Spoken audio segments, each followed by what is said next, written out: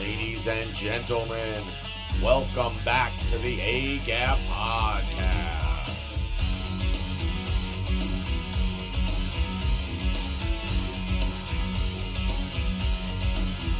And now, your host, Colby.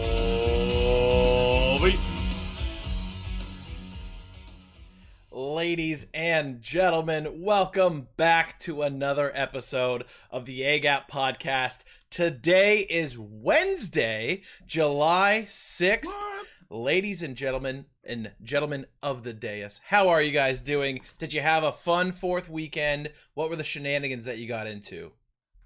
Worked a lot of overtime. Hell yeah. Nice. There we go. Hey, and for those of you that recognize that voice, you got bonus points. Yes, Connor is joining us once again. Matt is on assignment. He'll be back probably next week, but we got Connor filling in once again. So yeah, you worked a bunch of overtime, just got all that extra money. A bunch of overtime. Yep. Figured it was going to be fairly dead on the Schwab phones over the holiday, and it was, which was nice. So I worked about 8-9 hours of overtime and then went up to the rooftop of the apartment and watched all the fireworks that Southern Denver had to offer. Yeah. Which was amazing. It's very, very cool. That's sick. Yeah, that sounds awesome. Do you have a nice, good vantage point? You can see multiple fireworks shows going on kind of all around the city. Yeah. So we have a perfect view of Centennial and then Denver and then everything south, or I guess technically east of the Rocky Mountains. So huge 180-degree view of all the fireworks, which was just beautiful. Yeah, it was awesome. It was very, very cool. Hell yeah, man. That's gorgeous. Love hearing that. That's awesome. Hell yeah. Tom, John, what you guys get into? Well, Colby, have you ever been up to Forest Hill Parade for 4th of July? I have never, but I've seen many, many videos, and my God, does it look like a hoot and a nanny. Well, 3/4 of this panel knows what one of those is. So it's basically you got your sheriffs, you got your Forest Service, and then you've got about 20 to 45 rock crawlers of various sizes. And that's pretty much that's the parade. That's pretty much the Forest Hill Parade for you. But I was up there. It's tradition. And then you go over to the Memorial Park and they have a nice little fair going on, live music. Lots of drinks. I mean, it's basically a high school reunion. You see everybody. So did that and then ended up going to a barbecue. Had some awesome smoked meats. Yes, Daddy. It was a good time. Classic 4th of July. I'll say that. Classic 4th. There we go. No fireworks for your boy either. I got up to the mountains, so we were all good. Good. Hey, not allowed out there. You don't need fireworks to have a good time. However, I will say, so I ended up going to, maybe this is a little bit of a workaround, but there are still like fireworks going around, but we were at a silent disco, so we had headphones on and had music going on during the fireworks show.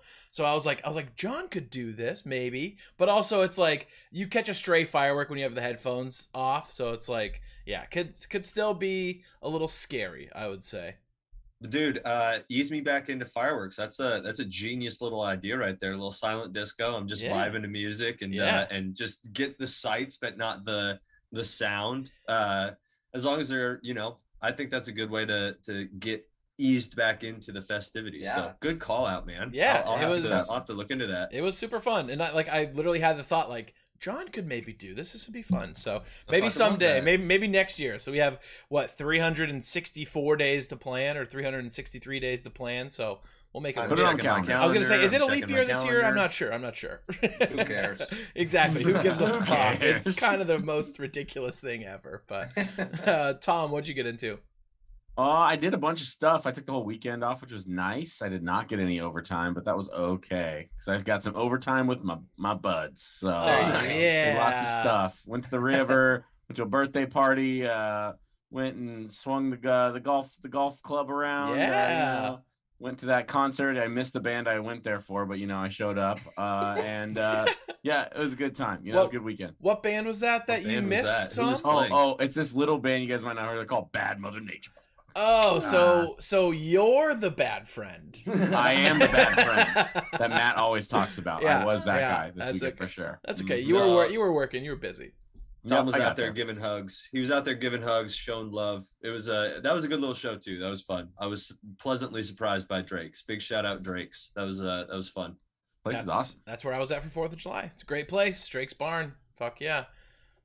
Well, boys, it was not only maybe not a great week for America, but it was a very festive week, I would say, for most, but also a lot of shit going on in the sports world. Obviously, we had NBA free agency go on. We've had some NFL moves that have happened, mostly even today.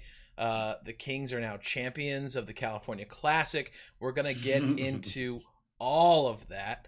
But you know what? Let's start with maybe a little bit of the NBA free agency madness that occurred on, it was Thursday, if I'm not mistaken, right?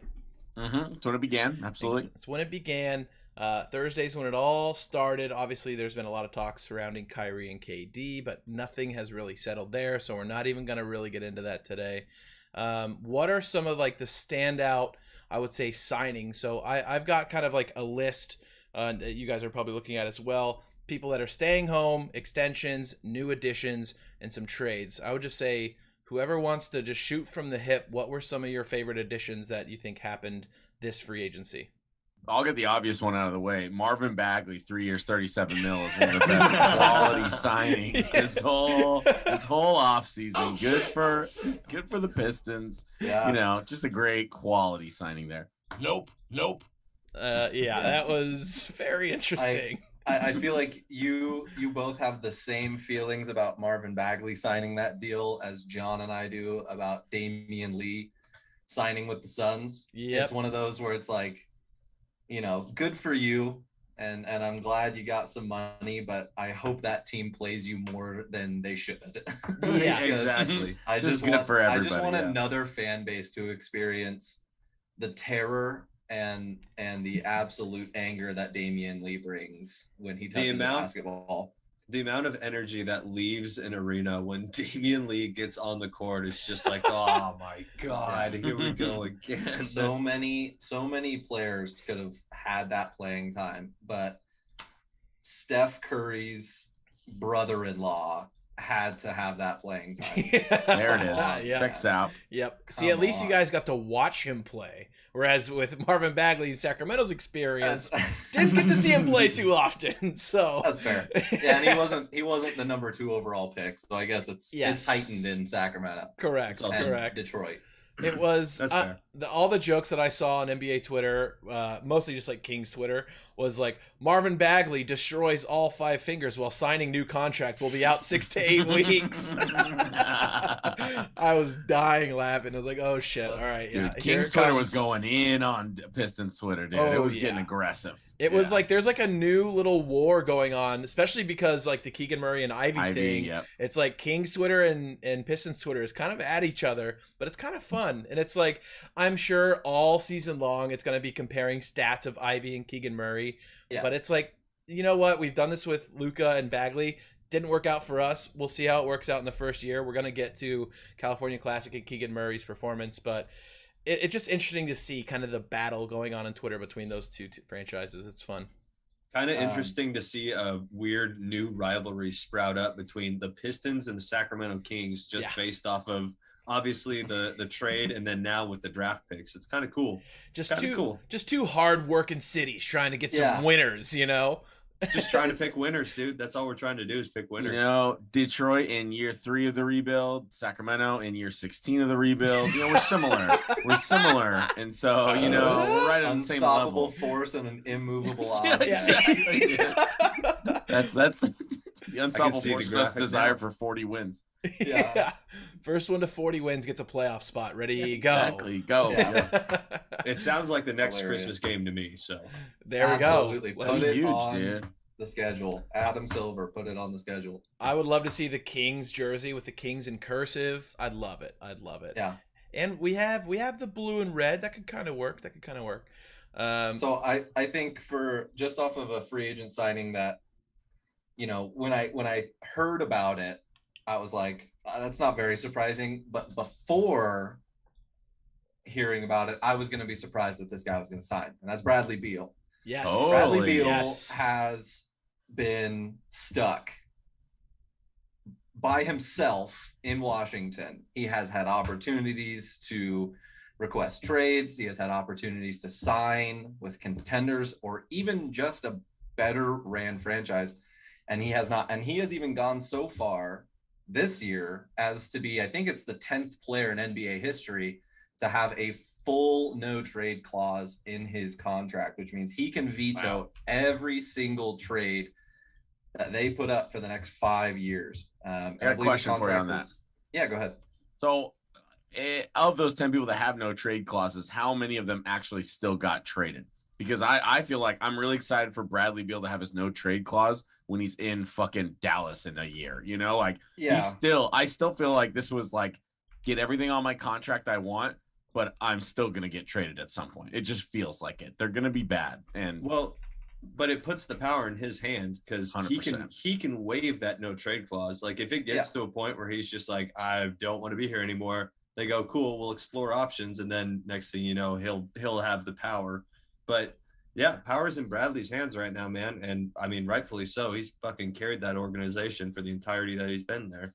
So those other 9 players, and I can't be sure when or with who they signed these deals, but it was LeBron, who didn't get traded, KG, who I believe was with the Celtics, maybe the Nets, Melo, Dirk, Kobe, D Wade, Tim Duncan, David Robinson, and John Stockton. So the majority of those players, save maybe KG, did not get traded. I believe Melo's no trade was with the Knicks, and LeBron's was with the Cavs. All approved. But yeah, I mean, I don't know. I mean, I don't know exactly what this means. Comes with a 15% trade kicker, which I believe means something about the 15% of the contract. He gets paid more money if he gets traded, I thought. There you go. Okay, oh, really? Okay. And then a player option in year 5. So that's a 5-year, $251 million deal. I believe he's the second $250 million player behind Jokic. Wow. Is this just cost of admission now, or is Bradley Beal actually that good? He's actually that good. I mean, I would pay Bradley Beal that much money, especially if I'm the Washington Wizards. I think it's like the bad team tax, though, as well, right? Where they had to pay him that much to retain him. Yep, I feel a little. I get a couple of sniffs of De'Aaron Fox in Sacramento deal there. You know, totally, like he's their guy. You know, it's coming. Mm-hmm. It's coming, and it's unfortunate because I don't think De'Aaron Fox is good, and the Kings should do everything they can to re-sign him, but he's not a 5-year, $250 million player. But that's what it's going to take to re-sign him. He signed a max a couple of years ago.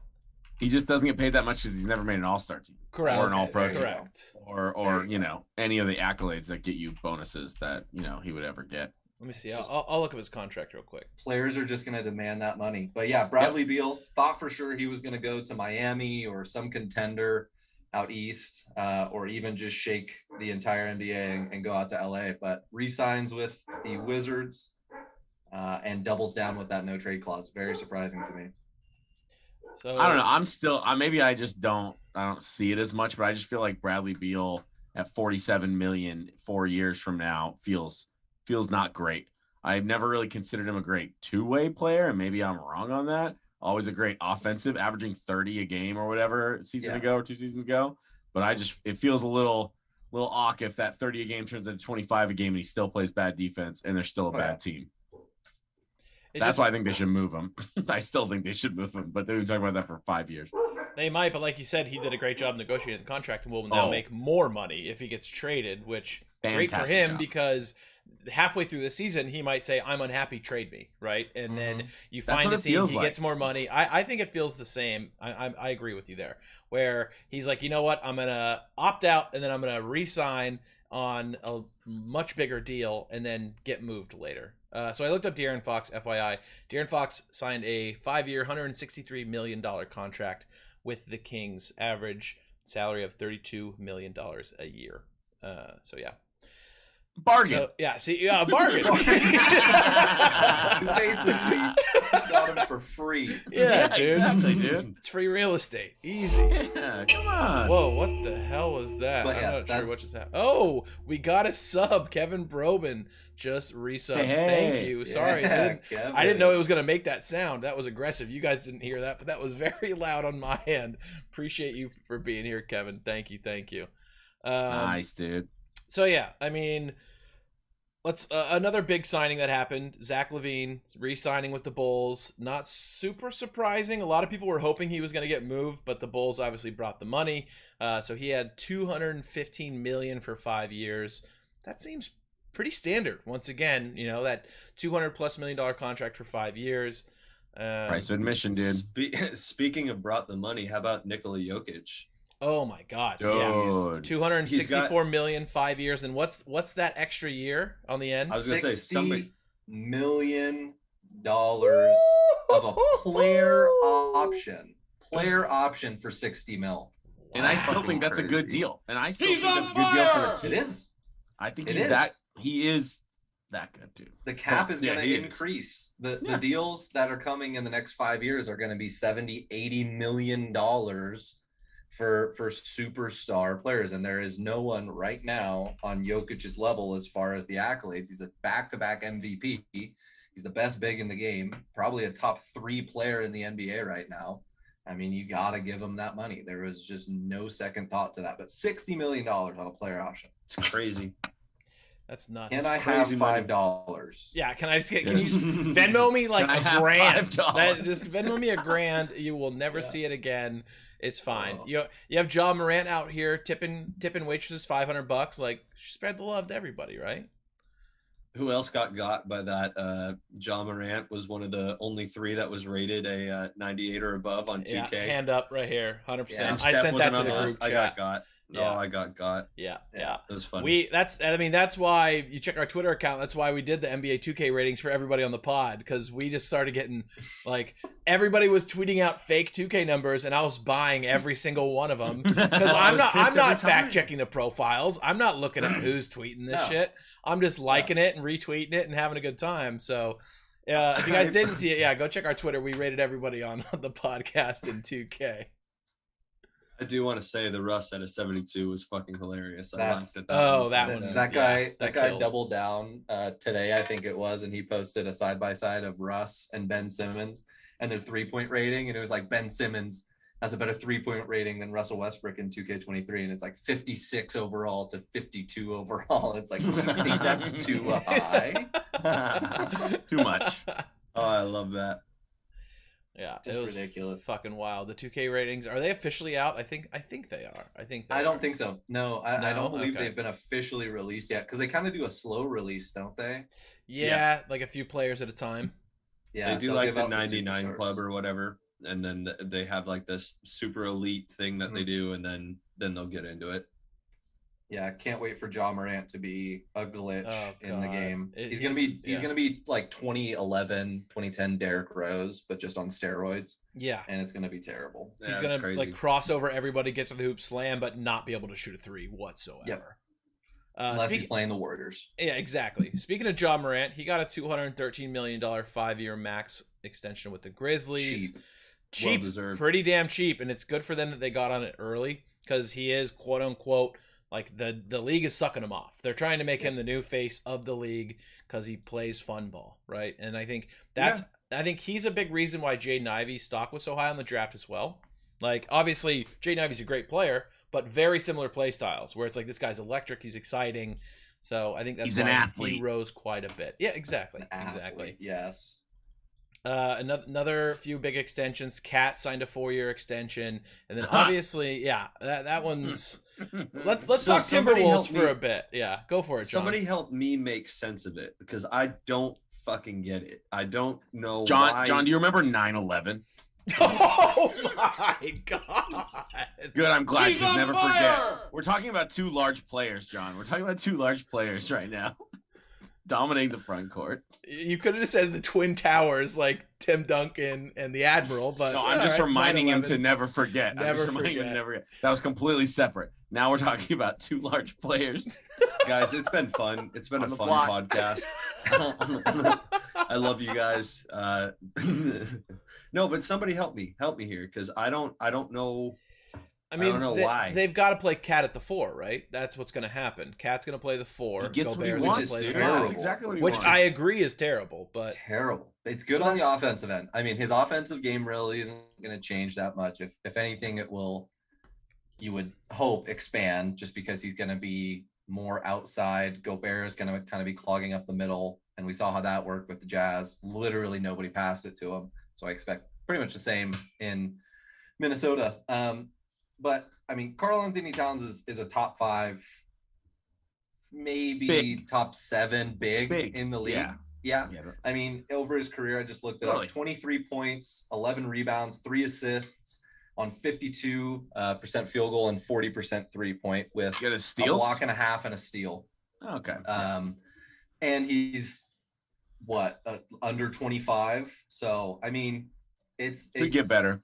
It's Minnesota, right? Like you gotta keep those guys that you draft, because nobody's gonna sign in Minnesota. So it's like we've been saying, it's the price of admission, especially for a big man who has a 3-point shot and can pass the ball. It's the price of admission. I'm just more worried about the defensive end, moving Cat into the 4, where he has to be more versatile on the defensive end. Defend the perimeter, is going dude. to be Yikes. exploited. I mean, they could just hide Cat in the post against the big men for the last 6 years. But now that Gobert's down there, he's gonna have to guard the perimeter, and people are gonna attack that. So it'll be interesting. That's what I'm saying. It doesn't make sense to me. I don't know why they have to make this move. Like why? I get it. I've You heard get something a on the thing. defensive end. All right, go ahead, please. New ownership, want to make a splash. They could get him. They overpaid. This is the price that Danny Ainge had out there the whole time. No one said yes because it's a ridiculous fucking request. Yeah. But new ownership wanted to make a splash, wanted to win right away. They had a taste of it with their fucking play-in tournament championship they had, and they're real excited to get back there.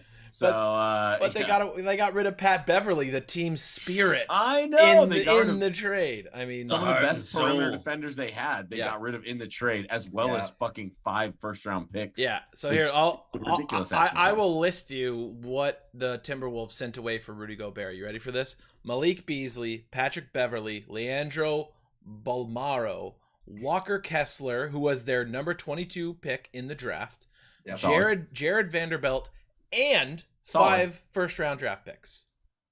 So 5 players, 5 first-round draft picks. But you think about 10 it, assets for 1 player. Yeah. I mean, he's been the best. 33. He's been in the 99th to 100th percentile of defensive rating his entire career. True. I mean, the dude's a 3-4-time defensive player of the year. Some of them not as justifiable as the others, but he's Is he going to get better though? He's not. It's impossible. I mean, it's hard to say. I don't understand it. I think that's way overpay for any player. Yeah. But I mean, that's like KD trade, and it's sort of the whole like, and this is kind of a sidebar, but Christian Kirk reset the wide receiver market, right? That's how Tyreek Hill got all of his money. That's how Devontae Adams got all of his money. How Rudy Devo's about to Gobert get his absolutely destroyed the Kevin Durant trade talks.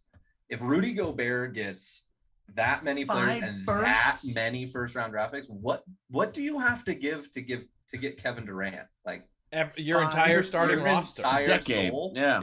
What do you have to get? But I don't know. I'm excited what's for Gobert's it. contract? Does anyone have Gobert's contract? 5-year, $200 million. Because that's $5-year, that. $200 million. There's some gross end of the years for dollars and age in that one, especially for a big man, that can't play offensively.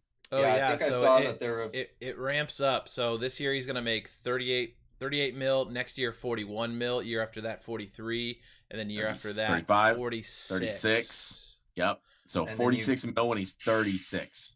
You have to pay Anthony Edwards. He'll be 34 at the end of the saying. contract. He'll be 34. Oh, I thought he already was 33. No, he'll be 33 at that $46 million a year, which is a player option. So he could opt out. He's gonna take it. He's gonna take it. Yeah, at 33, you take that shit. And then Anthony Edwards comes off his rookie deal in 3 years, I believe. They have a team option typically. It's coming right up. I assume he's a max guy. So what are they gonna have to do? Oh, absolutely. What are they gonna have? 3 max contracts at one time? Yeah. So can you build Big around? 3, dude. You can't build around a point guard and 2 centers, baby. We're gonna make this one work. Dude. Sounds like the Sacramento Kings, baby. Yeah, I know, dude. Let's go. Yeah, that's fair. Well, and the question, I think a lot of stuff I've been hearing too. We did it. Is this enough Max to deal? say? Because I feel like if you're going to pay this, No. you better be expecting to win a championship, right? Yeah. Oh, yeah. Like this is not let's just make the playoffs. This is not let's give it a college try. This is all in. That's what Rudy So- Gobert said in his press conference. He was like, "I'm ready to go win a championship." Like Yeah. I mean, obviously he's a new player joining a team. That's what you say, right? But he fully said, "I'm ready to go win a championship." John, what were you gonna say? Then I gotta address some stuff in the chat. No, I was just gonna say I don't know that I agree with Connor that you can definitely build a championship team around 3 supermaxes, but I don't know that you can do it when that's a guard and 2 centers. Yeah. It's just the money is kind of spread in weird areas right now in Minnesota. I agree. So He's we got a stretch 4. we got a few people in the chat. Mighty Mouse said, "Wow, live on a Wednesday." Absolutely, we're here. We made it work for everybody. Kevin Brobin, after that 9/11 joke, Tom said, "Really, I don't know if I can resub to this pod now, Damn. Tom. But it was a good 20-month run. You lost our biggest guy. He's out. He's out." We're ruined. He's our financer, dude. But then he also has a couple questions. So he said, "Do you guys think the pendulum is swinging now to elite players losing their leverage because these trades and offers are now so absurd?" I don't know. That's a I good would question. say it's now the chance of trades happening because the market's so high that it's like, is KD not going to get traded because of this trade? Right? Because now the price is so high that the Nets won't accept anything lower. Right. So I think that's how I feel the spirit of the question was, is like now the asking price is so high that no one's even going to do anything anymore. I think there's Yeah. also a level of like what you guys said though about there's a new GM, there's a new organization, so Minnesota's going to go out and make this big splash, and so some teams are going to come back at that with just like, come on, man, Come like, on. this is fucking unrealistic. This is not. Yeah. This is Rudy Gobert we're talking about. This is not fucking. We don't know what they were doing either. And then you schmooze over a couple drinks and a dinner, and then all of a sudden you come back to reality, and KD is probably worth fucking 5 firsts, but I don't know that you're going to fetch that anymore. I think you come back at like with some more realistic offers, and business gets done. But I do think that there's like a tinge right now of like what you guys said, as there was some like, oh, I'm the new guy on the block. I have to make the splash. I have to make it look like we're really trying over here in Minnesota. And so we got I to think know it'll come center. back. Well, I think it'll you come guys back got to to keep in earth. mind, you know who's part of the ownership group, right? No. A-Rod. A-Rod, exactly. Oh my A-Rod. god! Oh god! Yeah, buddy. If somebody knows it how to just buy a feels like an championship, A-Rod it's move to me. A-Rod. Yeah. yeah. Hell that's yeah. fair. Go A-Rod get is this team. really tall guy. He's closer to the basket. Yeah. Now we have 2 of them. We're gonna score so many points. So many points. There we go. Kevin said, or is this all just tinfoil hat talk? These owners have now juice balled the trade offers over the last 3 to 4 years to gain their power back over the players that can just stop showing up for trades or for a trade. I think that the NBA is now, and I feel like always will be, a players league, a players driven league, where baseball is an owners driven league, football is an owners driven league. Yeah. Basketball is a players driven league. And I feel like with these upper echelon trades, when you have supermax players involved in trading, yes, their leverage is slightly taken away because of the deals, like Tom mentioned, the deals that these GMs accept. Kevin Durant requesting a trade, and then Rudy Gobert getting 5 first-round draft picks traded for him. That kind of limits the options that the Nets have. But in the end, I don't feel like it's going to cause too much of a crazy shift as far as trades are concerned down the road. It's just sometimes in off seasons, you have teams like the Timberwolves who have tasted that slight success of the play-in championship that they won. And they're like, oh, we got it. We're so close to beating the Celtics and the Warriors and whoever else. But right there. It's not going to happen like that, I don't feel. But yeah, just Dude, a those picks. wild trade. Utah's going to be juiced in like 3 years. Oh my god, they're gonna When be fucking nuts. Cat demands a trade, Anthony Edwards doesn't re-sign, and Gobert fucking retires on a losing It's fucking. not this. Timberwolves I don't team. think this trade is going to Jesus. age very well for the Timberwolves No. at all. It can't. At all. It just can't. I just don't see how it would. But. Yeah. The only thing that saves it is if they win at least 2 championships, but that's I'll bet my life that they do not win 2 championships with this roster. I'll bet my life Not they a don't win chance. one. I would agree. I'll eat an entire fucking carton of mayo if they win a championship in the Clip next it. 4 years. Yeah, clip it. Chat. Yeah, Here we Minnesota go. Twitter. Unless let's keep going, dude. asterisk, unless KD somehow ends up on the Timberwolves, then it does not count. Now that's a roster right there. Yeah, there we go. Now we're That's the roster. talking. And they've been in debt now for the last 5 years. So yeah, Yeah. we'll see how that goes. All right, I'm gonna like rapid fire off a few other big ones, and then we'll get into Kings talk a little bit. But I do want to ask some of you guys, your Warriors fans, a question here in a second. So, okay, all the players that are staying home. We've talked about a few of them, but Zach LaVine, Bradley Beal, Kayvon Looney. Congratulations, guys. Marvin Bagley, talked about. Victor Oladipo going back to the Heat for a year. Bobby Portis re-signing with the Bucks. Serge Ibaka also signing with the Bucks. Mo Bamba staying with the Magic. And Chris Boucher staying with Toronto. Good job, guys. Nice. Extensions, we got Jokic, John Morant, Kat, Zion, which is an interesting one, but like we saw that coming. He sat out, did the Kawhi Leonard thing where he was like fake injured, sat out for a year, and now got his bag. Devin Booker, who is also on the cover. Can I of stop 2K. you with one thing? Yeah, go for We're it. about to hit it. Let's talk about Portland. Does Portland have? I know we don't have True Grit tonight, which we really could use, but is Portland a playoff team right now? In that division, no. They re-signed Nurkic. Cool. Nurkic, Simons, Dame Lillard, Grant, And they got Fucking- their draft pick, who was the high that school guy. kid. the 19-year-old. I Yeah. feel like that guy, the rumor mill is he's like, they drafted that guy because he's got such upside and they're hoping to snag another player with him. Did they get Shaden Sharp? Is that who They you're did, talking yes, They they did did, get Shaden yeah. Sharp. That is the name I was looking for. Points. Yeah, in any other division in the West, I feel like yes, but in that division, when you have the Clippers revamped, hopefully save injuries, the Warriors retooling, the Lakers can't possibly be any worse than they were last year. The Kings are coming up. It's just What? it's like the One it's more like time. One more time. the Kings, like the AFC West of the All NBA. right. It's just a meat grinder. So in that division, I don't see them being a playoff team, maybe a play-in team. There we go. Fair. If they don't go far in the playoffs, do you think Dame leaves? Is this his last season in Portland if they don't do anything? I think he has the Beal bug. I think he's going to stay there until he crumbles into Oh. dust. Yeah. Yeah. They also re-signed Anthony Simons. Don't forget that. Yeah. Which is he signed over a lot too. 4 years, 100 million is it feels like a lot to me, but maybe I'm wrong. I know he seems very talented, obviously. Yeah. But I don't know about that. It's just one of those deals where you pay for the potential, right? Like they saw glimpses over the last year or two, Mhm. and they were really, really good glimpses, but the consistency I don't think has been there. But if he pans out, another steal Huge. for them. Yep. Another steal, $25 million a year for a player like that. I like Absolutely. Connor's description. Play in, not play off. I'm gonna echo that. Deal. That might be the Kings motto this year.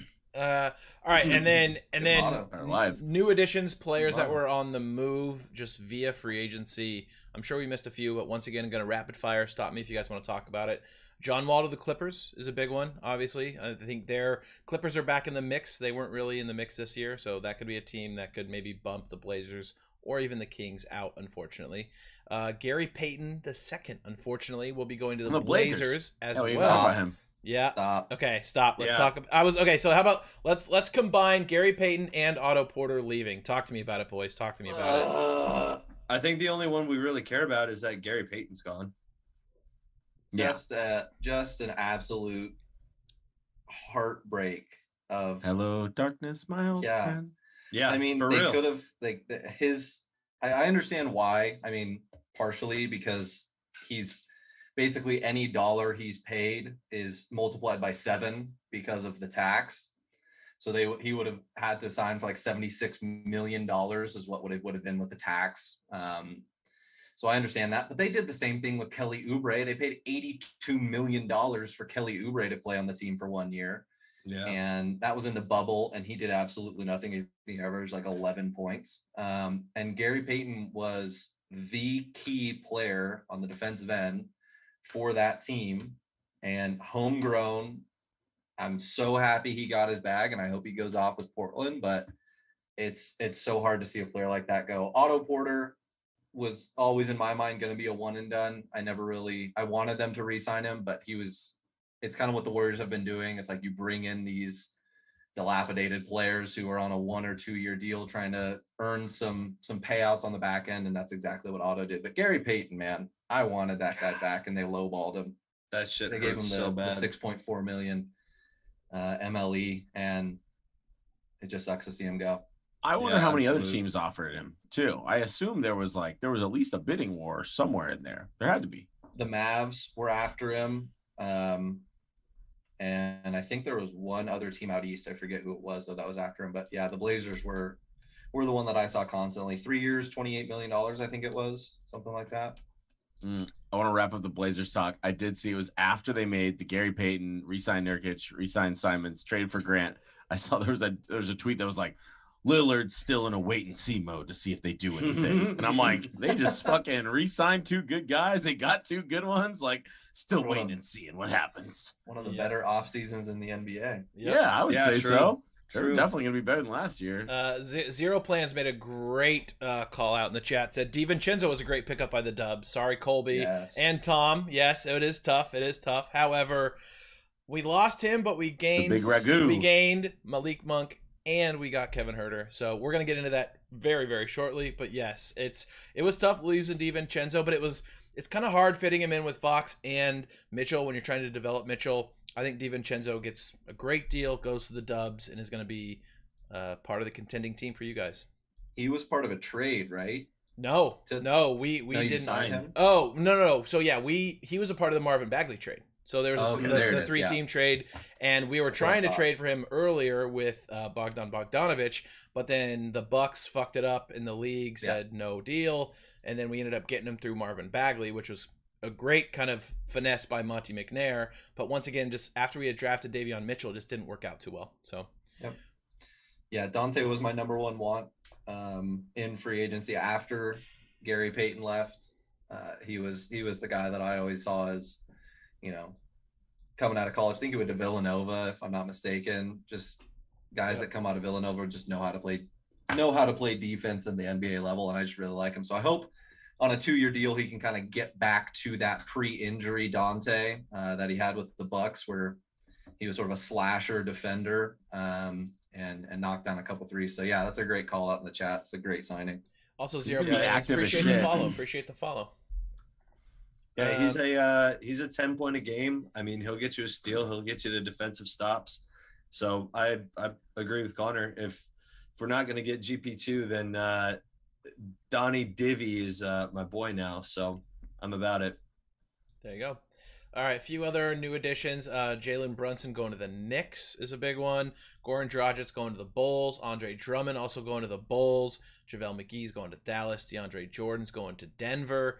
Juan Toscano weird. Anderson, which is another L for the Dubs. He's heading to the Lakers. He'll be staying in California. L, not so much. Yeah, not Good a massive story. L. Yeah, great Good story. Yes, he's a Bay Didn't play Area crunch guy. time, dude. Yeah. Loved He was the Bay. the 15th man, so it's kind of just like Yeah, fair. Hey, He I'm played glad some- he played is some on important a minutes. roster. When they were, the Warriors were hurt, right? Like you Yeah. got him through some of those seasons, like Yeah. showed his stuff, but oh, yeah, absolutely. he's Absolutely. gonna disappear on the Lakers roster is my concern. I am happy he is on a roster. I'm glad that Yes. he Totally. gets to play in the NBA still. Yes. All right. Joe What's up? Ingles, the Bucks. Joe Yeah. Ingles, the Bucks. You're Yeah. highlighting there. I think Yeah. that's a sneaky great pickup for the Bucks, dude. Yeah. Joe Ingles Didn't is. he? I is thought a he like baller. Dog, dude. retired, or did he just get waived and nobody picked him up? He got traded and then he got waived or something like that. He got And then traded nobody trade picked him deadline. up, or he Or didn't was wanna he sign. hurt? Or did he get hurt and he was like out for season this year and he was just No, free? he got cut or something he got traded and then Cut. dropped, and I just didn't So think he weird, dude. resigned. He was probably injured, but yeah, I agree. That's a sneaky Dog, good pickup. dude. Yep. And then rounding out the list, we have PJ Tucker to the Sixers, TJ Warren Dog. to the Nets, Thomas Hurt. Bryant to the Lakers, which is big. Who? And then Thomas Bryant, he's pretty legit. And then I know Connor, What? you want to Really? talk a little bit about this one. Isaiah Roby to the Spurs. Yeah, I have a lot of friends that are OKC fans. Yes, they do exist. Nice. They Shout out You know, OKC. I like Isaiah Roby. He just didn't really have a spot, with Poku and Chet on that team. Now he didn't really have a spot down low and on the wing. But yeah, the Spurs just have this way of finding the diamonds in the dumpsters and just putting him in there, and he'll average 15, 5 and 5 somehow. I like Isaiah Roby. I don't think it's gonna make a blip on anyone's radar because the Spurs are going into a very dark time with the rebuild. Oh, they're going for the Frenchman. They're on the list. Wembanyama or something like that. Wembanyama? Yeah, there you go. That's definitely it. We've got who's on the tank. I don't know what the term for tank for Wembanyama is yet. We'll figure that one out. Tank for win. Sure, that's it. Hashtag tank for win. We'll brainstorm it. All right. But Utah Jazz definitely on that list. San Antonio Spurs definitely on that list. Some people are saying Charlotte's going to be on that list. They're just going to try and tank this year. Like they're just all the way out all of a sudden. I don't know if you can. The whole LaMelo. Miles Bridges thing. Well, I guess like Bridges is done. out. See, they might. I think they Michael might... Jordan's heart would explode if they tried to do that. Wembanyama 7'1" can shoot 43% from three. I heard he's like 7'3" because I've seen pictures. 7'1". I've seen pictures. Well, Chet was listed at 7'1", and I've seen them stand next to each other. It makes Chet look like a point guard. He's 7'3" and he has a 7'8" wingspan.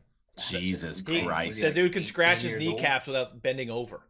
It's fucking insane. It's a space alien. Yeah, that's absolutely insane. Ridiculous. And then for trades, we already talked about Rudy Gobert and then Malcolm Brogdon to the Celtics for once again basically nothing. So that was a crazy nuts. trade. It's a 1 year. They got richer. a first rounder. I thought for it. I thought the Pacers got a first rounder for it, but it's like some weird condition or something. I have no idea, but it's. Let's talk about the Celtics though. Malcolm Brogdon and fucking Gallinari are the ads, which I think are fucking just solid. I think that team's gonna be scary again. It is. Welcome back, Boston. Not You're surprised at all. Healthy Robert Williams, two superstars who now have finals experience. You have, and I saw a weird stat. Jaylen Brown has now played more playoff games in his 3-year career than Carmelo Anthony has in his 19-20 year career. Damn. Just insane. But yeah, the rich get richer. They got Brogdon is going to be an elite point guard. I mean, he's a triple double machine in the right system. You got Marcus Smart at the 2, Jalen at the 3, Tatum at the 4, and Williams at the 5. And then you got Horford, Gallinari, Pritchard. I mean, it just goes on and on. They're going to be right back where they were this year. Absolutely. Yeah, they're gonna be scary again. We'll see. I mean, if any more movement happens in the East, let's just I don't even have this on our slate, but like way too early predictions. Do you think Celtics go back to the finals next year? Yes. Feels like it. Definitely. I guess Bucks. Bucks would be the only team that I would say have a chance because a healthy Bucks team with the upgrades they've made. Fucking, I don't want to rule them out. I think they should have been right there anyway. Without. Oh, go for it. I was just gonna say, without the Middleton injury, I think they would have been right there. So that's a great call. It's gonna be Celtics, Bucks, and Heat somehow again. I would say, where do you think Chicago slots in after a few acquisitions?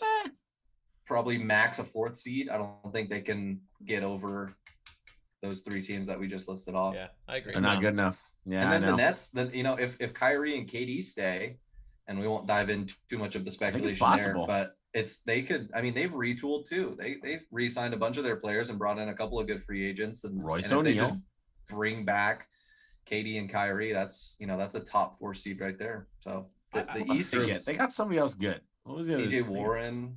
TJ Warren, I think as long as he's healthy, will be good. But I feel like they're. I don't God. know. For some reason, I feel like they're gonna stay. I don't know why. It just. I do too. It feels like this massive that's the dust money. cloud, and then it's all gonna settle, and they all stay.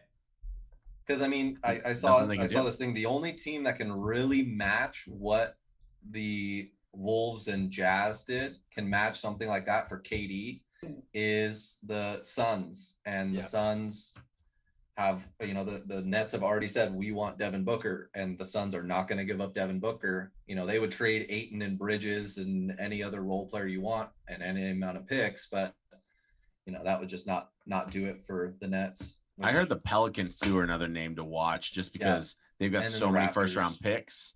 And it would be funny they trade Brandon Ingram for Kevin Durant, Slim Reaper Jr. for Slim Reaper Sr. I think That's the a squad, Raptors though. are a sleeper for both the KD trade and doing well in the East. I think they're going to be very good next year as well. Raptors love forwards, dude.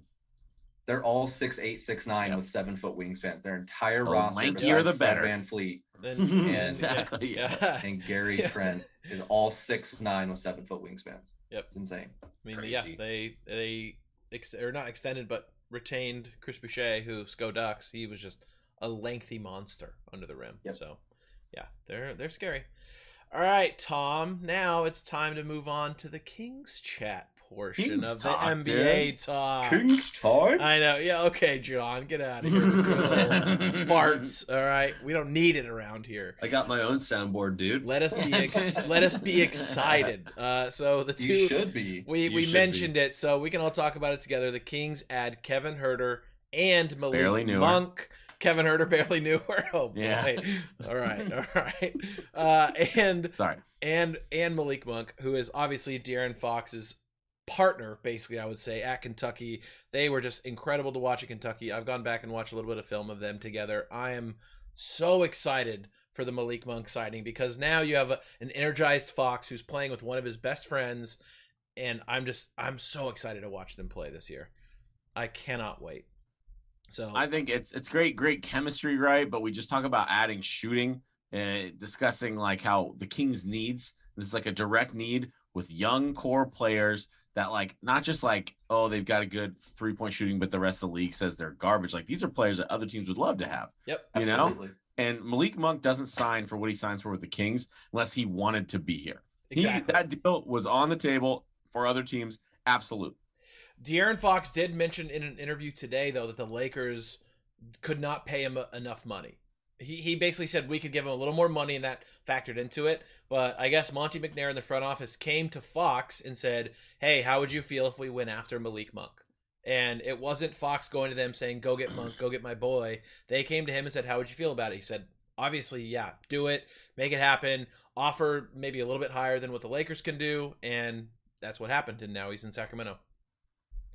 And then I think it's awesome. Yeah. It's going to just give us so much more depth, not just from offensive too, but I really think especially Herter, but even Monk too, has some defensive upside, you know, at the guard position, defending that.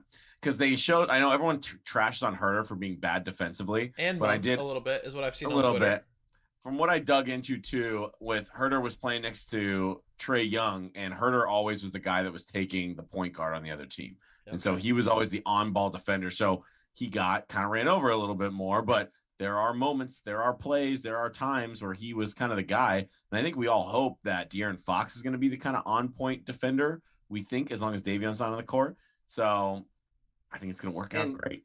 And you have to factor in the coaching coming in. I mean, Mike Brown is and has been for the last however many years the defensive guy in Golden State, and Golden State's defense has been top 10 since he arrived. And so I feel like he's going to ask a lot from players who have not given that much in their careers.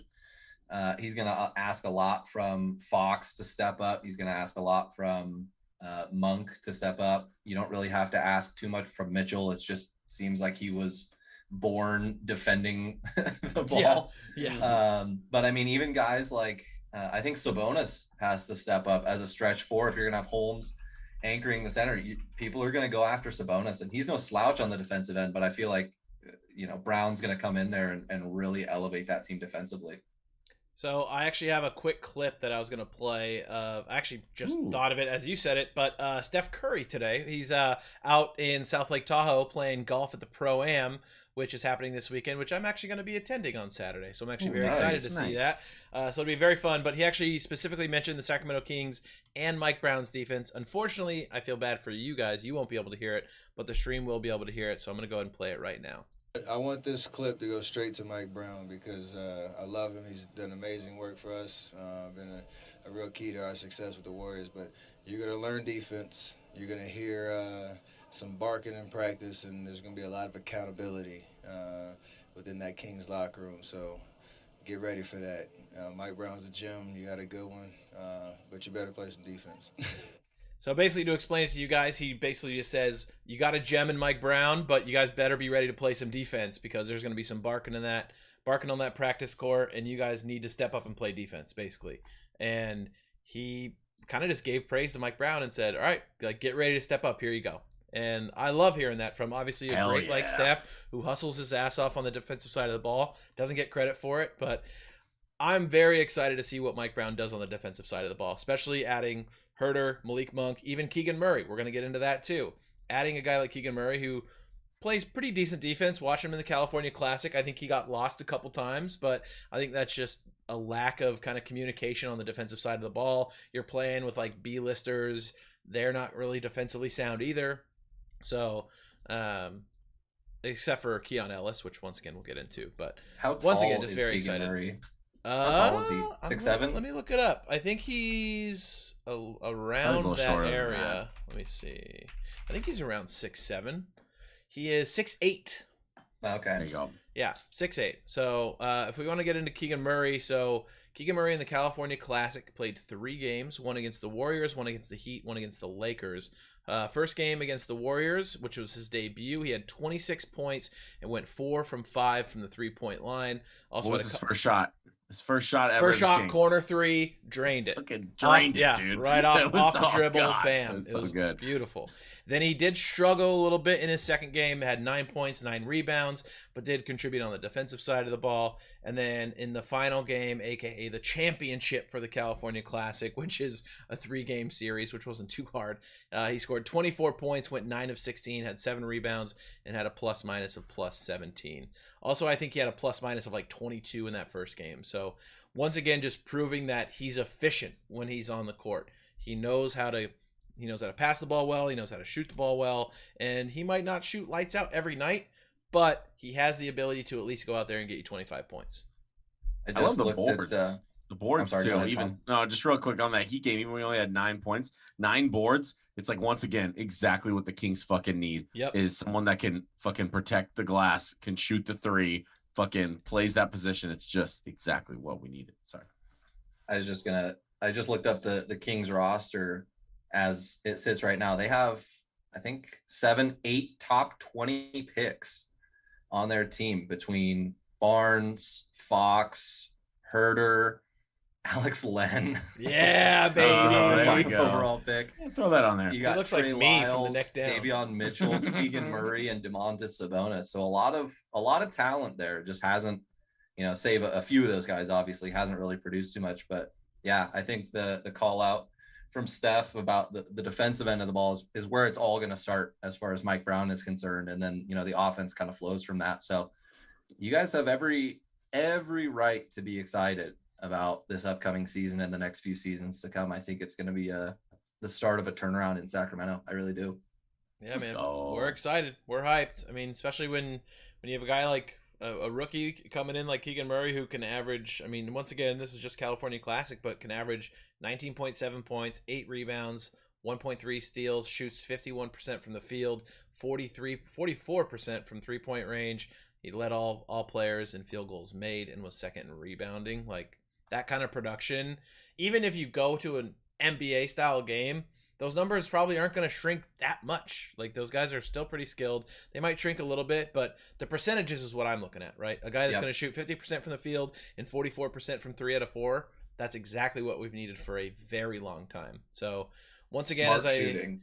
Very smart shooting, very efficient, very smart player on the court. That's why I watched all the games. I literally wasn't even paying attention to any of the other players, but then I will say Keon Ellis kind of stood out as somebody that started kind of really showing his defensive side of the ball. He's an absolute defensive monster. He gets a little crazy with his footwork, but he's so fast he can recover extremely quickly. So I hope he can snag a roster spot as well and maybe be kind of like the third point guard to back up Davion and really lock down a defender if we need it, if anybody gets into some foul trouble. So I don't know, just very promising stuff from the California Classic from the Kings. All right, Throw a shout out to Nevis Queta too. He had an excellent game. Yeah. Queta looked really good. From both of you here, maybe to put a bow on the Kings talk. Number of wins and Western Conference seeding.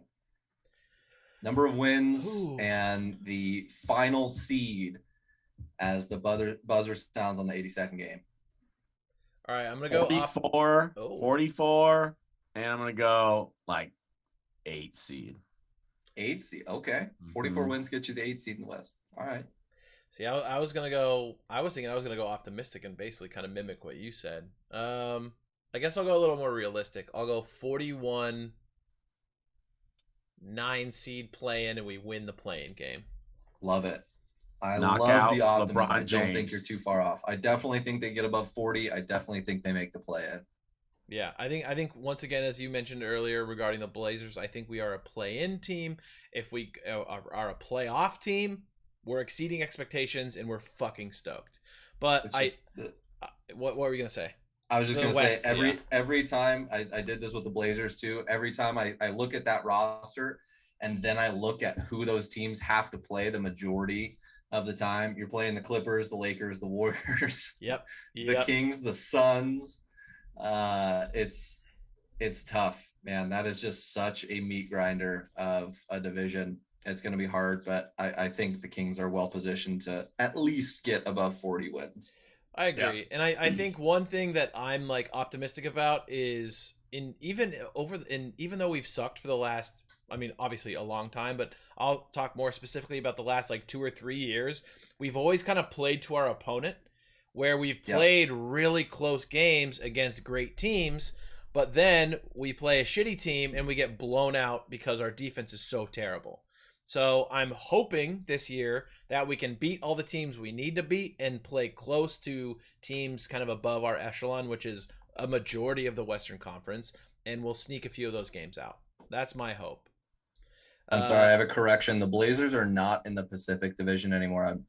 Don't know what I was thinking. They got out of that division in 2004, so I was stuck in my 7-year-old brain. Apparently, they're now in the Northwest Division. Oh, with the Sonics. Oh wait, yeah, right. That's the Jazz, the Nuggets, Thunder. Wolves, Blazers, and Thunder. Hey, it is the Thunder. There we go. Thunder Interesting. way My down bad. there. Yeah. Yeah. Got to get Reali in here Dude, for any match. It was in 2004. It was still the Sonics, so they probably just moved and stayed in that division. I bet when they add Vegas and Seattle back in, when they do expansion teams, it's going to be OKC and Memphis are going to the East. That's my way too early prediction. Memphis for sure. Yeah, Memphis for sure, dude. Doesn't make sense. If I was Memphis, I would volunteer to go to the East. Yo, 100%. Yeah, they would dominate the East. Axel in the chat says, my ultimate fear as a Kings fan is for us to nab the 7 seed and then lose in the play-in. Yeah, that'd be some classic King shit. That would be some classic Kings, dude. Yeah, dude. We're a playoff team and then lose. Like, fuck. Yeah, that would be tough. I mean, Still a parade. Yeah. Still a yeah. parade. We're still excited. Does the playoff drought end if we make the play-in? No. Because it's the play-in. It's not a playoff. I agree. Also, we've talked about this in the podcast. Those playing games don't exist. They aren't regular season. They aren't postseason. They are an anomaly. They don't exist on planet Earth. Who's going to be the play-in Michael Jordan when it's all said and done? Exactly. He was defending play-in champions, the Timberwolves. Oh, he was elite. Well, goddamn, boys. Well, that was an hour of NBA talk. So for all you NBA fans, specifically Dom, shout out. You're welcome. We're glad we could help you guys out. Oh, last thing on NBA. Chet had a good game last night. 23 points, 7 rebounds, 6 blocks, 4 assists against some scrubs once again. Yep. So if we're going to praise Keegan Murray, we can praise Chet. Great game. Dude looked sick. He had that one fadeaway that everyone's going nuts over on Twitter. Like, he looks like Katie. He looks like Dirk. He's not too skinny. We'll see what happens. He got bullied by a 6'9", 300-pound power forward, Kenny Lofton Jr. today. But I got one comment for you. Have you seen that picture with Josh Giddey and Chet Holmgren next to each other in the game? Yeah. That just reminds me. It looks like Josh Giddey's a kid from Stranger Things and Chet's a monster from Stranger Things. I want to throw that out there. If I could just. Oh, go for it. Oh no, I was just. I was going to quickly surmise for Warriors. Just Guy Santos is awesome. Yes. And Lester Quinones got a 2-way contract, which I'm very stoked about. So now call up and sign Quindari Witherspoon, please. Yep, exactly. Also, that would be the third thing that I could just quickly surmise for Warriors fans. Absolutely. We got some good youngins down there, bro. Yeah, Guy looks sick, dude. Guy Legui, my new nickname for him, the dude from MXC, the commentator. Remember that throwback? But yeah, he looks fucking sick. Watching him play against the Kings, he was like the only one on the Warrior side of the ball who was making plays. So I think kid's got a bright future.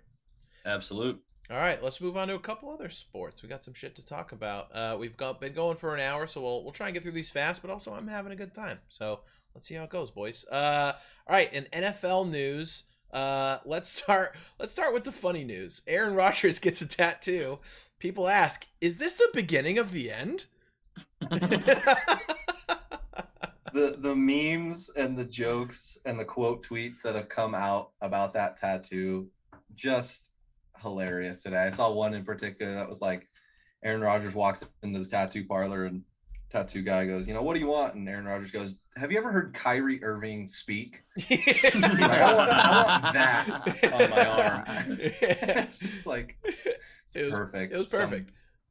I think it looks cool. It's well done, but it's such a random thing. When I saw it, I was like, that looks super sick. For those of you that haven't seen it, it's like there's like constellations and two lines looking at each other and some like sacred geometry going on. Like, it's a cool looking line work tattoo. When I saw it, I was like, that's sick. Like, for a first tattoo, way to go, all for it. But yeah, all the quote tweets and yeah, the Kyrie Irving tweet was absolutely perfect. It is, if you can in your mind imagine the way he speaks in a physical manifestation of an image, it was what is on Aaron Rodgers' arm.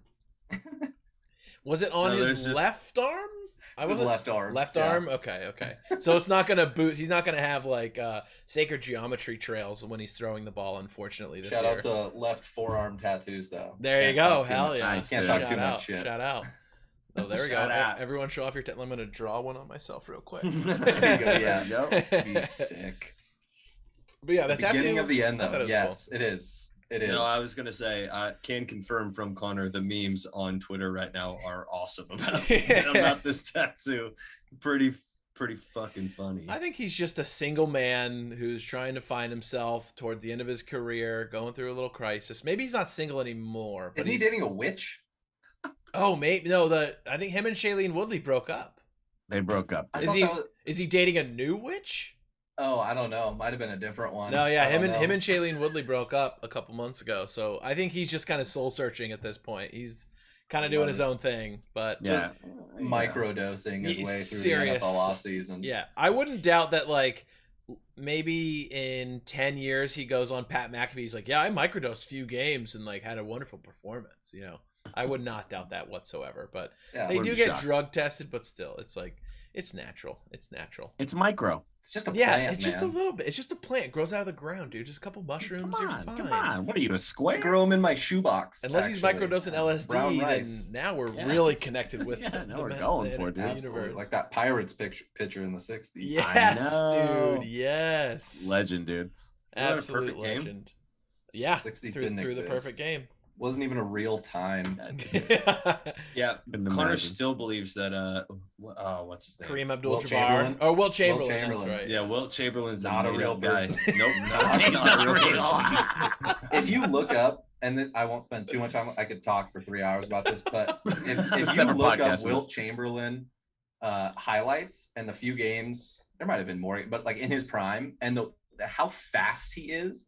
It literally looks like it's just some staged show, and all of these guys have two left feet and are walking backwards while he's just sprinting at 1,000 miles an hour. It's just ridiculous. So it's kind of like the moon landing, like it's that it didn't happen. Yeah, like that. Dude. I saw a recent video on like Twitter that he was just one of the best athletes of all time in that era. Like he was like a long jumper, a sprinter, like dominated every sport possible, basically. Yes, except football, I think. But yeah, it's wild. But he really didn't because he wasn't real. But then he wasn't real. Genetically modified in the lab to be the perfect specimen, and it worked out. All right, back to NFL news, a little more serious news. Baker Mayfield is the newest member of the Carolina Panthers, and all it cost was a 5th-round pick. That feels right. And they're not even paying him. No. They're paying him $5 million. They got Baker Mayfield for $5 million. I thought it was split half and half, so it was $9 million, $9 million. Is that took a pay cut. Really? He took a pay cut from 18. Oh my god. took a $3 million pay cut from 18 million down to 15. The Browns said that they were going to eat 10, and so Carolina pays 5. And then through incentives, he can make the other 3 back through Carolina. Guys, you want to hear a funny joke? Yes. Sam Darnold's going to compete for the first string spot. Oh shit! It's a QB battle, guys. It's a QB battle. Nothing's for sure.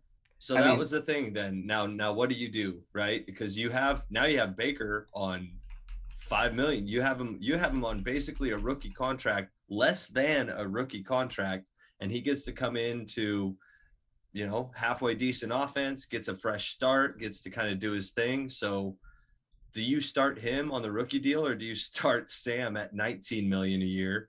Sam's gone, dude. I was gonna say someone's gonna put a sheet. They're gonna put a sheet over their head, and they're gonna chase him out of the building, dude. Who's gonna trade for him? Is Seattle? Seattle.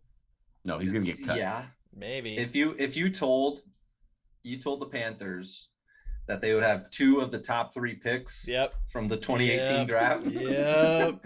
Oh, no way. Sam Darnold and Baker Mayfield. They're both in the same position, and they both kind of suck. Sorry, guys. I saw that was a tweet Baker's I saw. so much better. Baker's so much better, dude. Yeah, absolutely. Oh, yeah, I think by a mile better. Yeah. But, it kind of qualifies it, right? Because we, as 49er fans, we've been griping about the quarterback situation for a while now and the mishandling of it. But saw another tweet that just kind of runs through what the Panthers have done in the last few years. Cut Cam Newton, sign Teddy Bridgewater, trade for Sam Darnold, trade away Teddy Bridgewater, sign Cam Newton back, draft Matt Corral, and then trade for Baker Mayfield. What are you doing? Cannot figure it out. What are you doing? And they've had like really good draft picks over the last few years. Yeah. Could have went out and got a quarterback. I guarantee there's going to be a list of like quarterbacks they've passed on very soon. Very soon. It's going to get into Browns territory. Yeah. It's brutal. Yeah. And I mean, I think once again, you mentioned the Niners and us talking about it, and we can mention this again. We've talked about it a million times. This was kind of the last landing spot for Jimmy G that we've all talked about. He's going to be a Brown. I was going to say, do we think he goes to the Browns? We don't have to spend too much time on this, but does he go to the Browns, or do we just drop him at this point? So I think with the report coming out that the NFL is fully committed and fully pursuing a year for holy shit. Deshaun Watson. You. Wow. Yep. I blanked on his name. Awful. I think that Jimmy it's already awful. Well, he is Good too. thing. So Deshaun Watson is awful. That's what I'm. You should forget his name, John. That's a good call. Yeah. So I think Jimmy has a shot to be a Brown. 1 year, get in there, prove that you can be a starting quarterback. The team is already built to go to the playoffs. Offensive weapons everywhere. Defense is set to win now. You go in there on a 1 year. Well, so there you go. So if they trade him, they're going to have to eat some of that money. I think they'd be better off just not getting a 7th round pick and saving $25 million. Yeah. I mean, I think the fact that Baker just went for a 5th round completely destroys Jimmy Garoppolo's trade value. Yeah. Entirely. Yeah, but we weren't going to get anything for him anyway. We waited this long into the game. We're not going to get shit. We could have got a 4th round or a 5th round pick, clearly. And then Baker probably would have went for a 3rd or a 4th. But now that Baker went for a 5th, it's not even worth it. Cut him. Is it not, though? Because now Jimmy's gone. Is it not worth it? Is it really not worth it to just get rid of him and get something in return? No, that's what I'm saying. I mean, you get something in return, but I'm saying at this point, like, just cut him. You don't have to spend any money. Let somebody else sign him. Can we take a you moment got to get to something for him. recognize? You can't just cut him. Recognize that a quarterback that went to the fucking NFC Championship game is now like we're discussing him getting cut. Isn't that kind of funny? Yeah. Isn't that weird? Yes, it's very weird. It's very weird. I think it's like obviously I'm buying into it a little bit, but I think the media has a lot to do with that. Obviously, they say Jimmy Garoppolo is the reason the Niners didn't win the Super Bowl. He's not the reason that they beat the Rams, the NFC Championship. It's all his fault. It's always the quarterback's fault. And so even though he's getting to these championship games consistently in the playoffs, he's not really getting the respect that he deserves. And now his trade value is completely shot because a guy like Baker Mayfield only goes for a 5th. But You got to play Trey at the end of it. Yep. You can't go back Exactly. to Jimmy. I don't care if he's Yep. on the bench, which he also can't be if you're playing Trey. So it's like you have to play Trey, and you can't have Jimmy on the bench if you're playing Trey because of the locker room situation.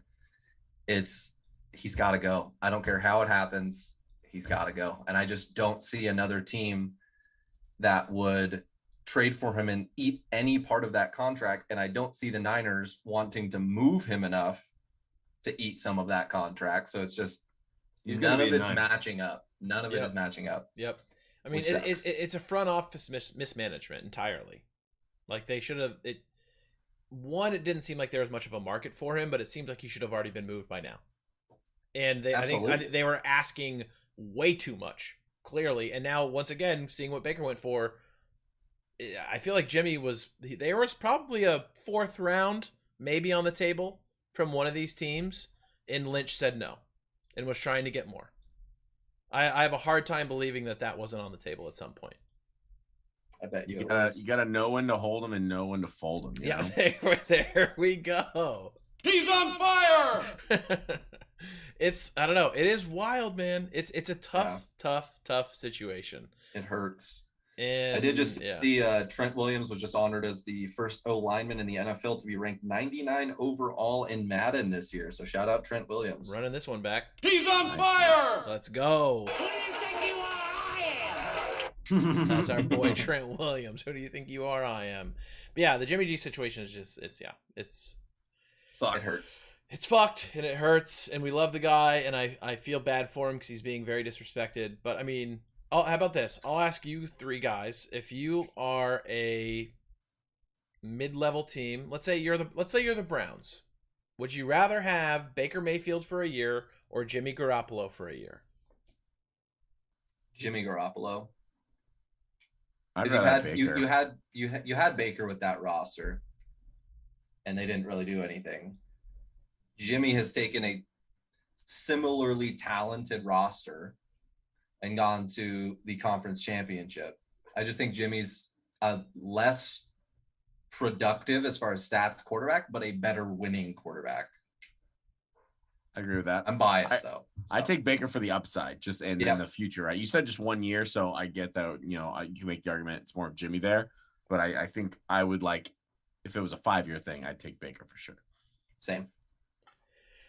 Yeah. Yeah, I'll take Jimmy on a 1 year. Just like you said, if we're going for tried and true, you go for somebody who's done it. Baker on the upside, though. I think, I think I agree with both Tom and John, where it's like Garoppolo for the 1 year for just like the leadership of like, let's bring this team to the playoffs.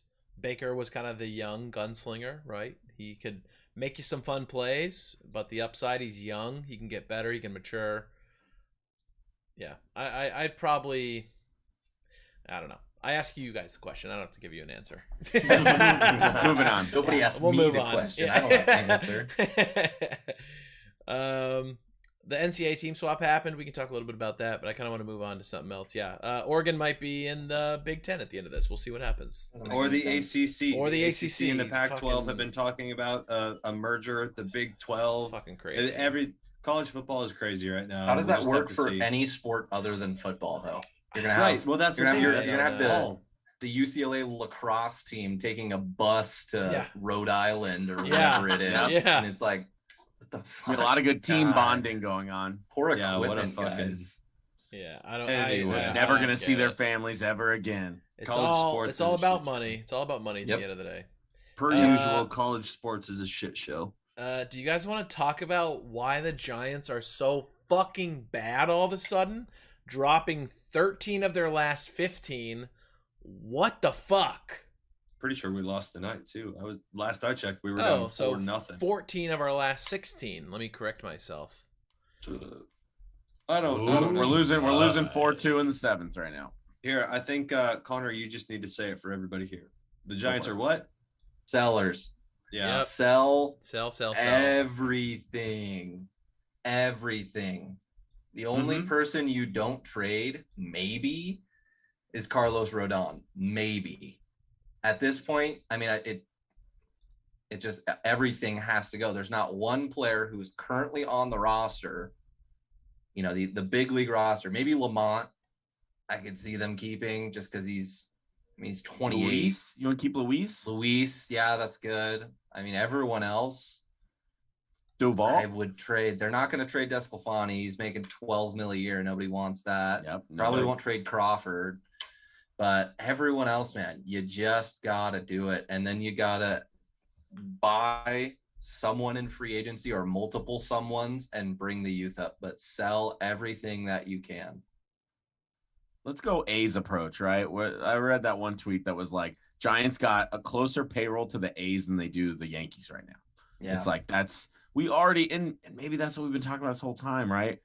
As much as we wanted them to be better, but just running it back, because it wasn't time. This wasn't time.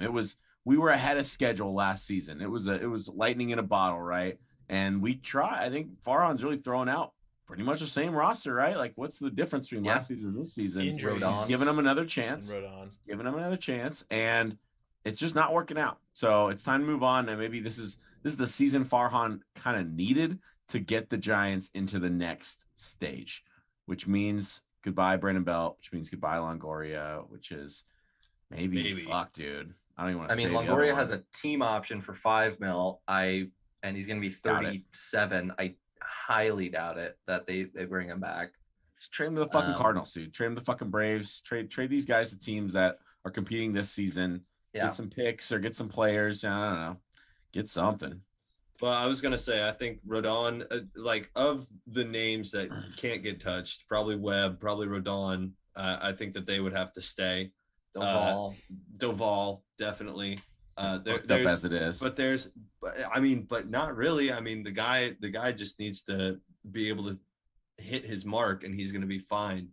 101 with movement like he has, and he's 24, and he's 24. That you keep that guy. You keep him on your roster. He's the asshole in the friend group that you love him, but you fucking hate him. Like, fucking Camilo's here too, but yeah, of course he's here. He's always. But I totally agree. I feel like this roster should not be untouchable. I feel like for something like this, we need to clear way for those big signings that the Giants can go out and do. We have huge cap room coming up next year. And then, it's time for the youth to take over, man. AAA can't contain these guys anymore. And they're proving day in, day out that they deserve to come up and get a shot at the big league level, and set them up with the right people and put the right pieces around, right veterans in right spots. And I think that we could have a really, really interesting team again. But I agree. I think the Giants are sellers. This latest stretch, you can't fucking lose to the Diamondbacks like we've been losing and expect to just like hang around. It's just like we gotta make moves. Yeah, I think for team or for fan expectation and understanding of the timeline, last year was the worst thing that could have possibly happened. It was great. It was very, very fun. But I don't think Farhan, and this is obviously speculation, but I don't think he thinks that this roster is close. Even before this season, putting that same team out there, I don't think he thought that they were going to be anywhere, near what they were last year. It was always, like you said, Colby, lightning in a bottle. And I keep putting my trust in Farhan, and I will, because he's done it before, and he took a very similar-ish path with the Dodgers. They spent a lot more consistently. But I just think that with all of this big money coming off the books, next year and in the next 2 years specifically with Belt and Crawford, you got to start shelling it out to multiple people. Rodon was great. Desclafani kind of hurts because he's injured, but you got to get some bats and some youth. And I just think last year, for expectations, hurt a lot of fans. They thought we were going to be good this year. I don't think any one of us, including Matt, thought that we were going to be anywhere near that this year. But it sucks. They got to sell. They got to get rid of Peterson. They got to get rid of Longoria. They got to get rid of basically everyone except for Rodon, Doval, Webb, and some of the young outfielders. I mean, but Jock is the only one producing. And that's why you have to trade him. Yeah, I guess that's fair. Right. Trade him high because he's on a 1 year. Yeah. you trade him high, and you just gotta. I'm going to throw out there, too, that I have lots of confidence in Farhan's ability to get a lot of talent for these players, too. Like, I would love a fire sale because I think the players we're going to get back, he has consistently shown there are going to be some dudes, you know? So it's like I kind of get excited about that. And you're right. We reset again next year. We got young guys coming up. See what we can get with what we got now. Let's go all the way, you know? Like, if we're going to do this, let's do it right, you know? I was listening to some local radio, and they were talking about the Giants are the second to worst defensive team in all of Major League Baseball. God. Bruce They Bochy's have a fucking terrible turning in his defensive retirement rating. Yeah. And is that because of age? Is that because we can't get to balls that maybe a younger player could get to? Is that because the pitching hasn't been as stellar as we thought it would? Probably a combination of both. But there's something going on. I mean, even last night, that Diamondbacks game, granted, it wasn't one of our quote-unquote starting catchers, but there were multiple passed balls that caused us the game and shifted the momentum and gave away the runs that just destroyed us in the 8th inning. So I think just, from a defensive standpoint and probably just from an age standpoint, it's time to move on. I mean, there were plays today that would make you shake your fucking head. I mean, we're tossing balls around that are bouncing off second base and going into the outfield again, runners scoring from second and third. It's like this team right now is out of whack, and I don't get it. I just don't know. It's not Giants baseball. I mean, it is because it's torture, actually. Never mind. There you go. Solid. Kevin in chat said, quote, "Sell them all," Kevin hears as he quickly checks the return policy on his brand new Brandon Crawford jersey. He's not going anywhere, Kevin. Yeah, Kevin. Yeah, He's Crawford not will going anywhere. retire a Giant. You're probably He's a safe lifer. with that one. You're safe with that. He's a lifer. Belt, I'm not so sure about. I would not buy a Belt jersey, but we've been saying that for 4 years 5 now. years. Yeah, exactly. Yep. I think He always comes Giants fans back. are ready to part ways with Brandon Belt. I think most of us are. I'm sure there's some Or, fans that or love give him, us a but- team-friendly deal. That's my thing. Let us rework your contract. Right. Make it a cheaper deal. You understand you're not contributing at that same level. You understand what this team needs. Fucking help us out. But Because Belt Brandon could Belt, also be one of those guys.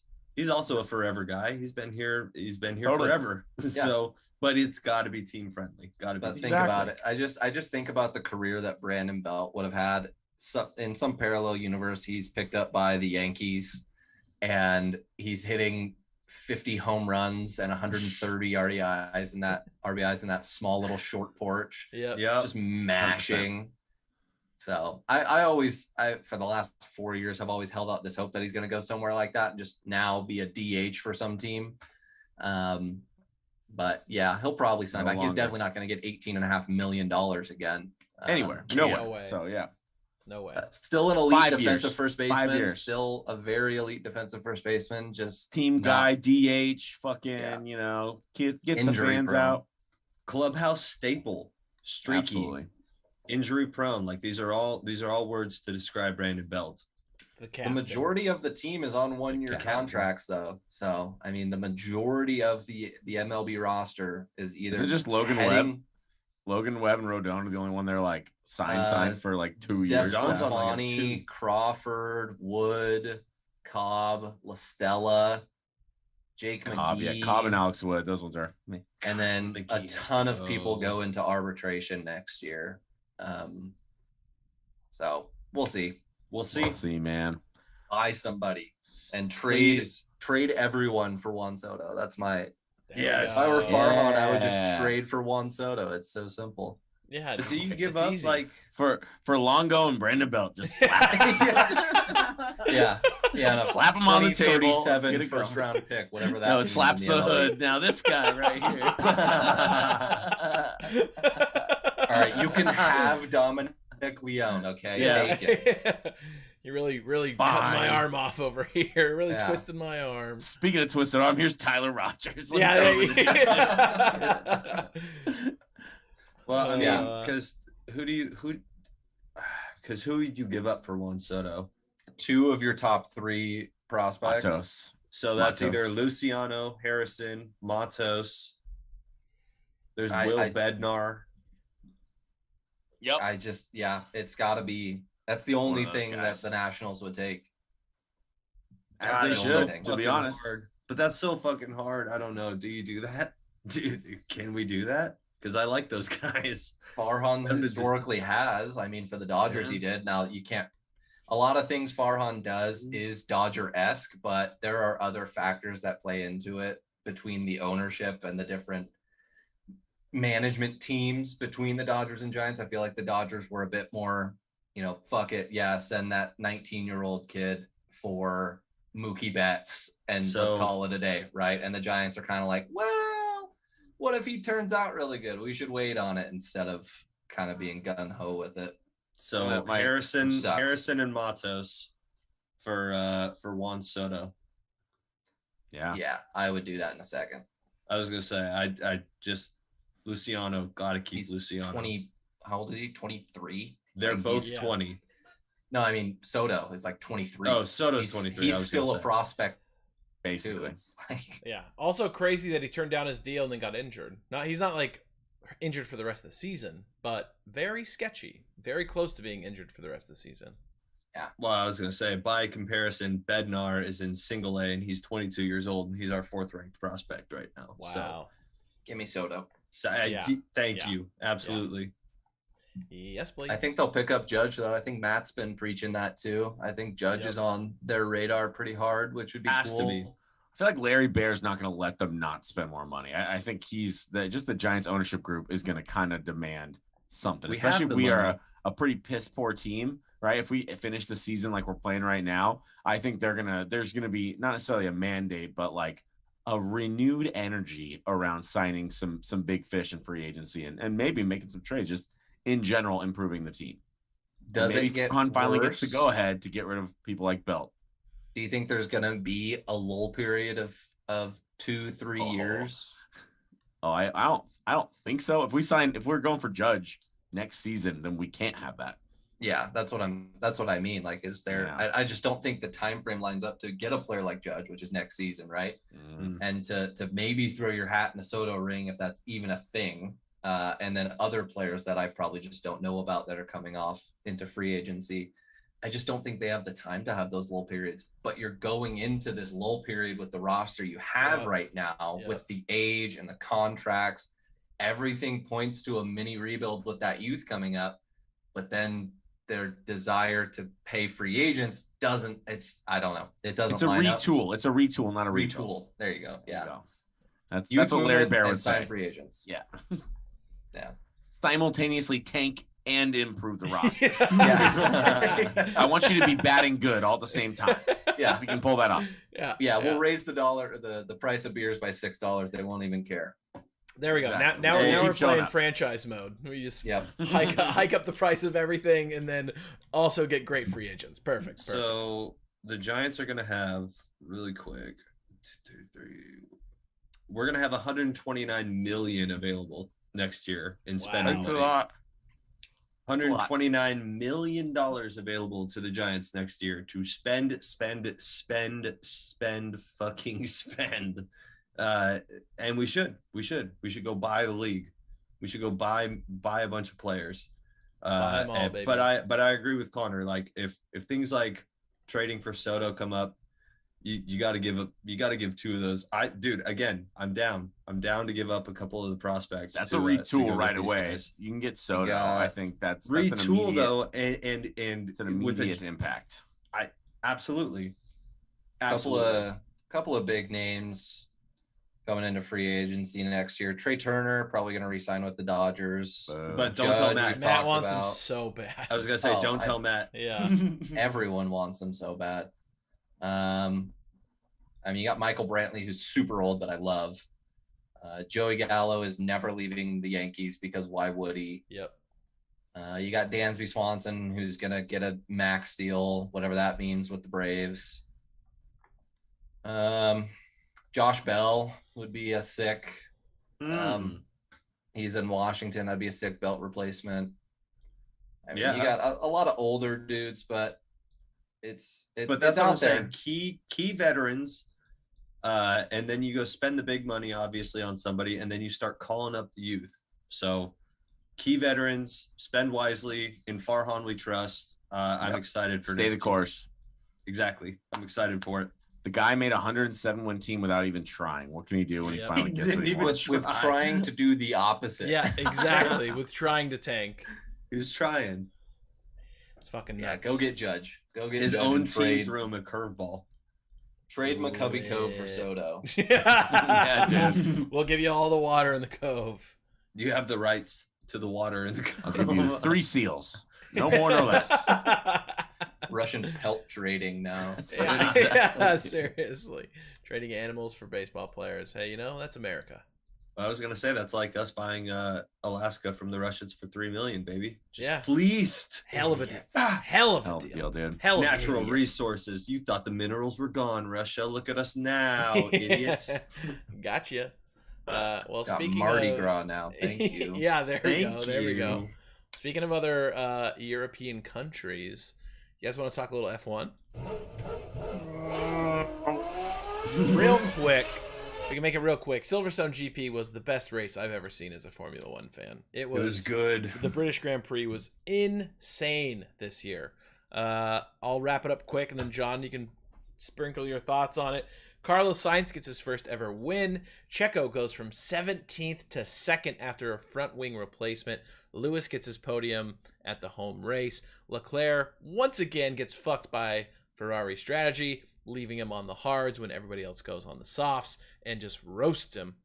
The last 12 laps were absolutely electric. Checo, Leclerc, Lewis Hamilton, Fernando Alonso, and Lando Norris were all jockeying for second place. All 5 of them going into one turn together to get second place position was just beautiful. Beautiful sight. And then battling back and forth in those last 12 laps was just insane.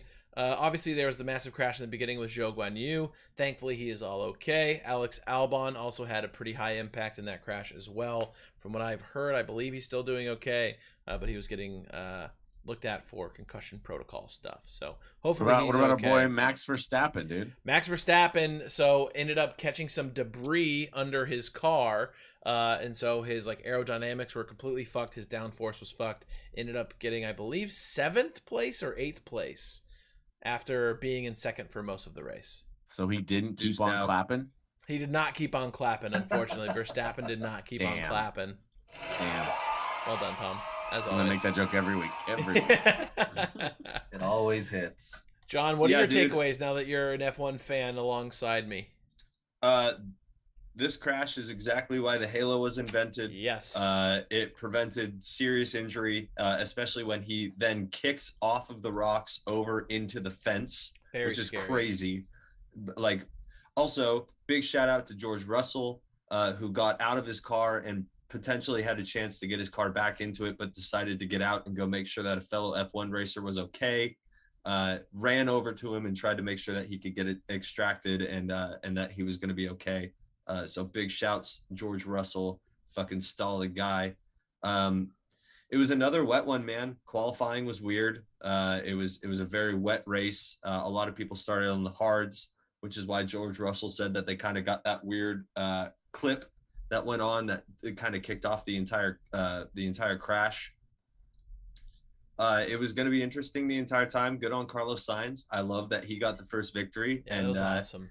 he was he got passed and then literally 2 laps later came back because forget who he passed, but was having some problems. They put him basically they gave team order to have Leclerc pass Sainz, which they're both on Ferrari, and Sainz they put him on the soft tires. It was Leclerc. They put him on the It soft was. tires. They said, we want you to give Leclerc a 10-car buffer, slow the rest of the field down. And he said, fuck you guys, I'm way faster than him, let me past him now. And they said, okay. He basically and he just fucking zoomed by him and went and won the race, and Leclerc ended up getting 4th because the other 2 guys ahead of him had soft tires, which is the fastest tire on the track. So but they Sainz just had the don't right last as idea. long. Hey, Sainz had the right idea. Again, great race to watch for 12 laps. A huge grouping of 5 battle for second was fucking sick. That's why you watch racing, dude. It was good shit. It was good shit. I would say, yeah, once again, if you're not an F1 fan, watch that race. It was those just watch the last 12 laps. Incredible. I mean, these guys are literally inches away from each other from a massive crash going 180 miles an hour through a corner, passing each other. It's beautiful. It's the beautiful game. Fuck soccer. All right. I think that's all we got for you guys this week. A little bit of a marathon I can hit UFC episode. real quick. Oh, yeah. Go for it. I just wanted to hit it. Literally, the only thing that I wanted to say is that the Alex Pereira Israel Adesanya fight that is going to come up here is going to be very sick because they've both faced each other in kickboxing previous to the UFC, and Israel Adesanya lost twice to him. Pereira came out in this last one and knocked out the number 4 ranked middleweight Sean Strickland in the first round. Brutal knockout too, like absolutely put this guy on the map.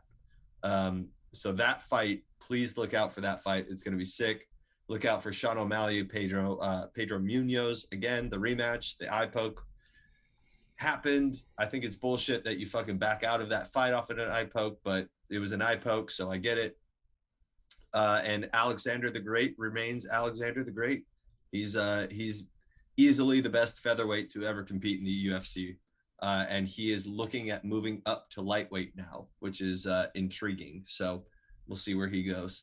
But UFC is still interesting, man. It's always interesting who's fighting next. So I had fun. Fights were great this week. Not great, but Nice. Good. Hell yeah. I'll have to come over one night and watch them at your place. Just Please wanted do, to man. throw one tidbit of hockey. Shout out to the Sharks for hiring Mike Meyer, the first Hell yeah. African-American man to hold the general manager position in NHL history. Nice. Very qualified for the role. Obviously, all the news, and for good reason, is going to be around him being an African-American man, but still very good to see the Sharks going out there and getting a guy that can bring some energy to the franchise. I just want to caveat off of that because that's a great point. He was a Shark. He was a Shark through the 06, 07, 08 seasons, all of which that we were a playoff team. He's been a part of playoff teams for a while. It's going to be interesting because he now has the 11 pick in the draft, which I can talk about that. But it's interesting time to be a Shark, optimistic time to be a Shark. Now time to fill the head coaching role. And let's go win some hockey games, baby. Let's go, baby. Let's get back in the mix. I love hockey when the Sharks are good. Big time fair weather fan. Just to off of that, his brother is the general manager of the Miami Dolphins, who are now witnessing this little turnaround that's going on right now. So familial in terms of turning organizations around. So Sharks fans, be optimistic. This is a good thing for us. Hashtag to and on, baby. Let's go. We'll get some shit going for the Sharks. We'll find it. Also, both marine animals, so that's cool. Hey, yeah, that's cool. Motion in the ocean, baby. Absolutely. All right, well, it's been a bit of a marathon episode, so we appreciate you guys for being with us. I think we're gonna skip flowers, take backs, and grievances this week, but bring them with you next week, and we'll go double hard on them next week. Connor, once again, thanks for joining us, dude. Always my brother. Glad to have you fill Thank in, you, man. sir. Thank you, guys. Appreciate it. Been a blast. Everybody in the chat, thank you guys so much for hanging out with us, subbing and chatting. We love having you guys here. Appreciate it, and we will see you guys next week. Bye. Bye.